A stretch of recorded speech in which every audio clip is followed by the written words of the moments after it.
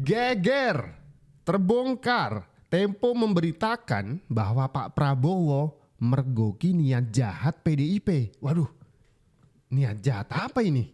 Ini akhirnya Pak Prabowo membersihkan kabinetnya dari orang-orang PDIP. Bukan tanpa alasan ternyata.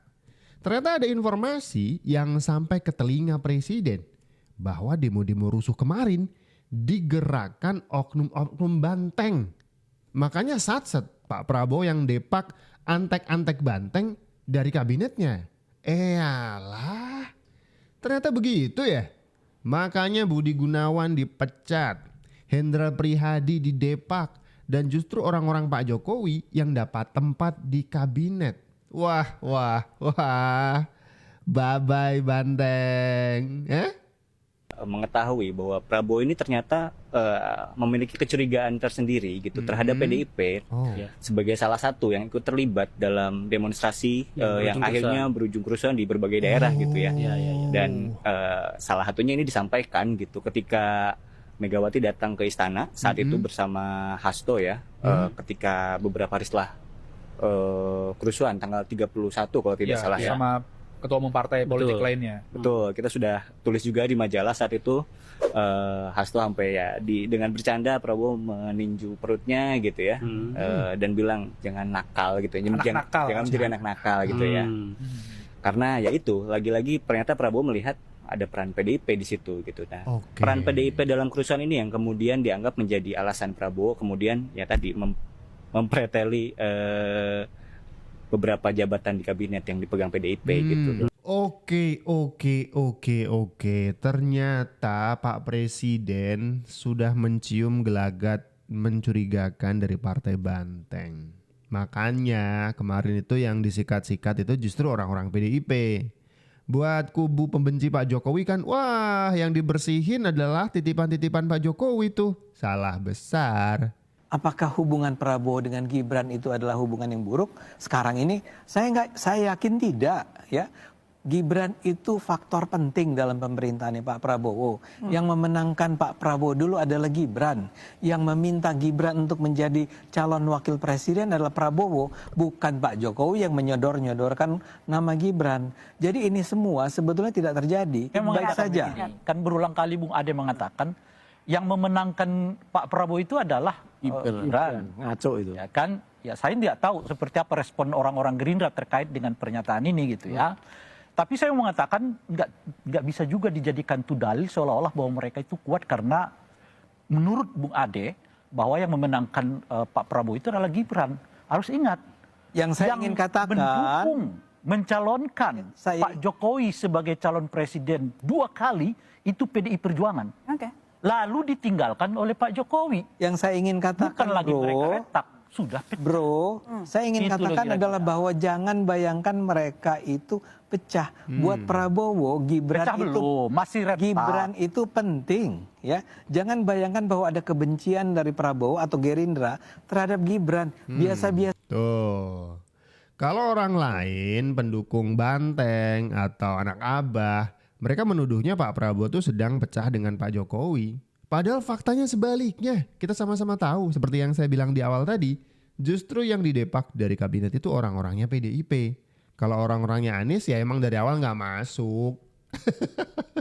Kan gak dapat apa-apa. Kalau orang-orang PDIP masih tuh ada 1-2 di awal-awal. Tapi akhirnya didepak juga, dibersihkan oleh Pak Prabowo. Tapi di mata para pendukung anak Abah dan anak Banteng, mereka itu selalu menarasikan Pak Prabowo dan Pak Jokowi pecah. No, itu harapan mereka, itu khayalan mereka saja. Kenapa sih kita menyebut presiden ke-7? Kenapa kita nggak menyebut mantan presiden? Bekas presiden. Ya boleh lah, kenapa? Ya, iya makanya saya mau tanya, kenapa mantan presiden gitu ya? Tuh, sampai hal beginian diributin. Pendukung anak Banteng dan anak Abah nggak suka ketika Pak Jokowi disebut sebagai presiden ke-7. Kan udah gak menjabat. Sebenci itu mereka. Mereka lupa bahwa Pak Jokowi itu jasa buat negara kita itu besar. Kalau ditimbang, diukur, dihitung, jasa kita gak sebanding gitu. Sama juga nih Ray Rangkut yang ngomong begini. Kayak jasanya buat negara ini lebih besar daripada Pak Jokowi. Kenapa presiden ke-7? Apa harus memanggil dia presiden ke-7 atau presiden ke-1, presiden ke-2? Buat saya itu penting. Konstruksi kita berbangsa harus menghormati jasa-jasa para presiden kita, Ya, sekecil sepakat. apapun. Ya karena kalau nggak seperti itu bangsa ini nggak akan pernah besar. Itu kan sama dengan Iya. mengatakan kalau saya sebut mantan presiden, itu Mantan artinya presiden saya nggak masalah. Jadi menghormatinya. tapi jangan permasalahkan orang menyebut presiden ke-7. Enggak, Seperti saya itu. bertanya kenapa sih kita menyebut presiden ke-7? Itu kan pilihan. Mengapa kita tidak menyebut mantan presiden? Tapi pilihan Lalu kita harus lebih berkualitas, Bang. Kita harus Nah, menghargai itulah, seluruh ada presiden-presiden kata kita. berkualitas ini yang saya Seperti itu. persoalkan. Ya. Bahwa seolah-olah kalau kita mengatakan presiden ke-7 lebih berkualitas dari mantan presiden. Bukan, Dari presiden mana pertama ada pun saya sebut kalimat presiden yang seperti ke-1, itu presiden kedua, diperbandingkan? presiden ketiga. Iya. Cara kita berbangsa Presiden harus berkualitas. ke-7 Republik Gitu. Indonesia Mantan itu seolah-olah lebih konotasinya berkualitas kurang dari pas, Bang. kalimat Seperti mantan itu. presiden. Ya kurang pas. Sejak Ini apa bernegara, kata-kata berbangsa. bisa berkelas? Harus kita hormati jasa-jasa para Sejak- presiden. Para kubu sakit hati susah dikasih paham. Ada urusan yang lebih besar daripada soal sakit hati mereka. Ada perkara lebih penting daripada ngurusin mereka yang kalah pilpres.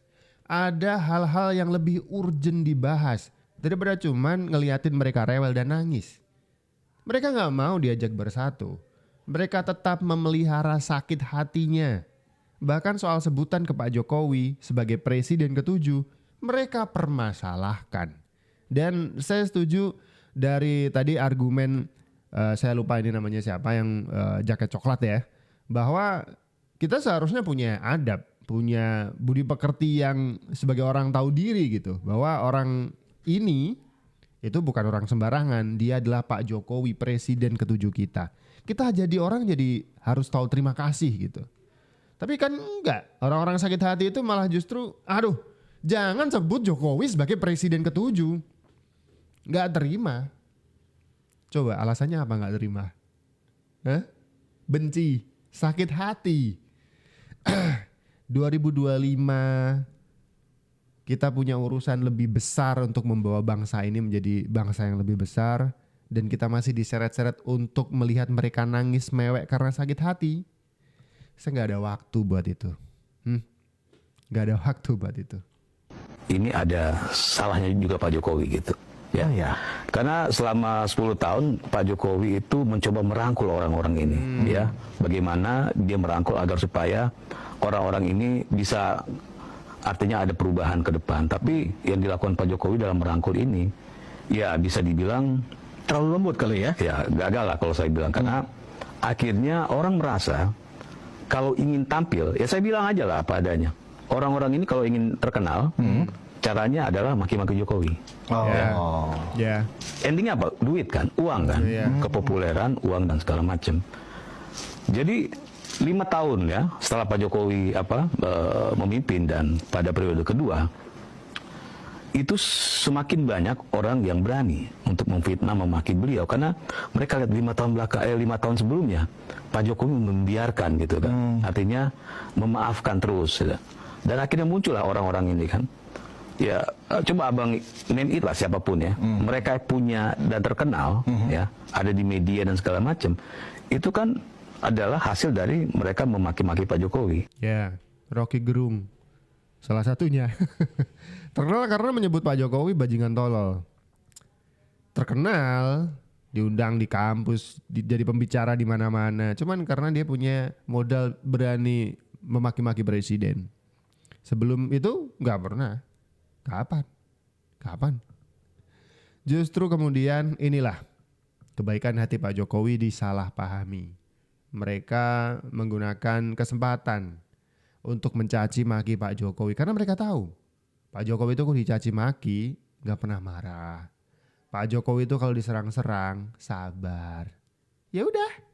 Dan ini menurut netizen yang satu ini mengatakan bahwa kebaikan hati Pak Jokowi itu salah tempat. Pak, kalau sama orang-orang begituan jangan terlalu baik. Mereka itu ngelunjak. Dikasih hati minta jantung. Ada benernya sih. Ada benernya. Orang-orang coba lihat, coba hitung sekarang. Siapa yang jadi apa istilahnya ya, tukang fitnah, yang sering nongol di TV untuk menebarkan narasi-narasi negatif. Siapa? Coba listnya dibaca lagi. Orang-orang itu kan di zaman Pak Jokowi yang juga sering menyebut pemerintahan Pak Jokowi jelek, buruk, tanpa dasar gitu kan. Cuma fitnah-fitnah aja. Iya kan? Itulah yang mereka lakukan. Mereka memfitnah Pak Jokowi biar namanya naik, sering diundang di TV. Belum lagi kalau misalkan ada backingan, ada orang besar seperti yang disebutkan oleh Pak Jokowi yang membackingi mereka, mendanai mereka. Masuk akal kan? Ada duitnya, sikat. Pak Jokowi kalau diserang-serang kan juga sabar. Jadi Pak Jokowi lain kali kalau misalkan ada yang perlu disikat, sikat aja Pak. Nggak usah sabar-sabar lah. Mungkin begitu maksudnya ya.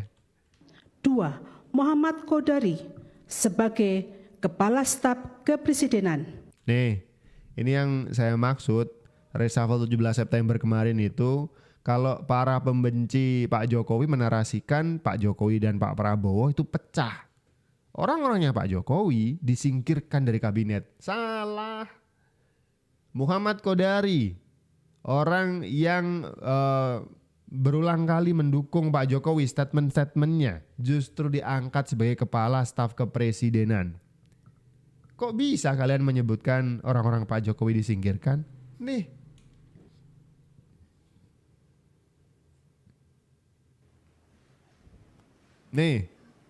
Reshuffle kabinet 17 September 2025. Muhammad Kodari diangkat sebagai kepala KSP. Dengerin sekali lagi nih. Diangkat menjadi kepala KSP. Kok bisa kalian menarasikan Pak Jokowi, Pak Prabowo pecah? Kok bisa kalian mendongeng dan berkhayal orang-orang Pak Jokowi disingkirkan? Ini apa? Ini apa? Kalian gak nonton berita atau asal nyablak begitu? Asal bacot jadi gak ngerti, omongannya gak ada isinya gitu. Bahkan bertolak belakang. Kok bisa menuduh orang-orang Pak Jokowi disingkirkan dari kabinetnya Pak Prabowo? Tapi ini disclaimer ya. Ketika Zulfan Lindan, ini salah seorang politisi kawakan ya, diundang Pak Prabowo di Istana Kepresidenan, ini nanya ke Pak Prabowo. Sebenarnya rumor bahwa Pak Jokowi itu menitipkan orang-orangnya ke Pak Prabowo, yang kalau tidak salah jumlahnya 17-an orang ya, yang diprotes-protes sama anak Abah sama anak Banteng, kok ini kabinetnya Pak Prabowo tapi rasa Pak Jokowi, sampai segitunya ya, titipan Pak Jokowi katanya. Ini bener gak sih bahwa Pak Jokowi itu nitip ke Pak Prabowo? Pak Prabowo jawab, enggak. Gak ada itu titip-titipan. Bahwa menteri-menteri orang-orang Pak Jokowi dimasukkan ke kabinetnya Pak Prabowo itu karena memang Pak Prabowo menginginkan hal itu.